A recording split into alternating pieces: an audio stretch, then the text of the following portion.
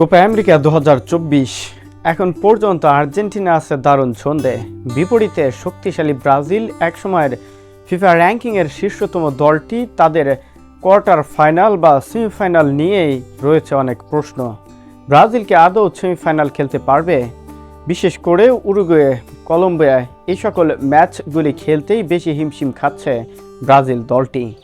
এখন পর্যন্ত আর্জেন্টিনা কিংবা ব্রাজিল কোনো দল একে অপরের মুখোমুখি হয়নি এবার কোপা আমেরিকায়।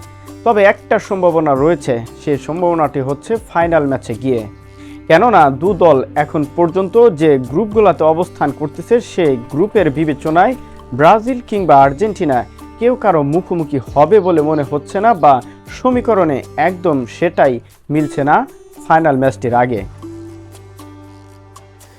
আর্জেন্টিনা ব্রাজিল কোপা আমেরিকা 2024 সালে এখন পর্যন্ত মুখোমুখি হয়নি, তবে অধীর আগ্রহে বসে আছে দু দলের সমর্থকরা।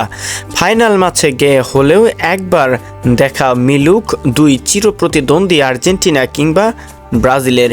সে অধিক আগ্রহের অপেক্ষা কি এবার ফুরবে দু দলের সমর্থকদের মাঝে? ইতিমধ্যে কোয়ার্টার ফাইনাল অর্থাৎ নকআউট পর্বের ম্যাচ আগামীকাল থেকে শুরু হতে যাচ্ছে। প্রথম ম্যাচে মুখোমুখি হচ্ছে আর্জেন্টিনা বনাম ইকুয়েডর।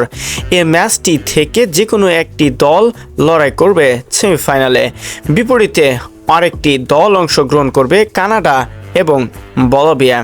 সে দু দলের মধ্য থেকে এক দল অর্থাৎ সেমিফাইনালে লড়াই করার জন্য এই এ গ্রুপ বা বি গ্রুপ থেকে মুখোমুখি হবে দুটি দল। অন্যদিকে কোয়ার্টার ফাইনালে দুর্ভাগ্যবশত আসলে কপাল ভালো থাকলে যা হয় সেটাই যেন হয়েছে ব্রাজিলের পক্ষে। মাত্র একটি ম্যাচে জয় অর্জন করে বাকি দুটিতে ড্র, এরপরে উঠে এসেছে নকআউট পর্ব খেলার জন্য ব্রাজিলের প্রতিপক্ষ উরুগুয়ে। এ দু দলের মধ্য থেকে একটি দল বাছাইকৃত হবে সেমিফাইনালের জন্য।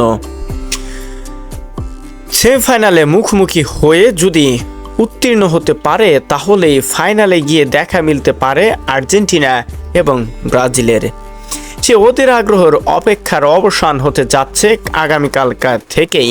যদি আর্জেন্টিনা কোনোবার হারে, তাহলে কিন্তু দুর্ভাগ্যবশত সেটার কখনোই সম্ভব হবে না।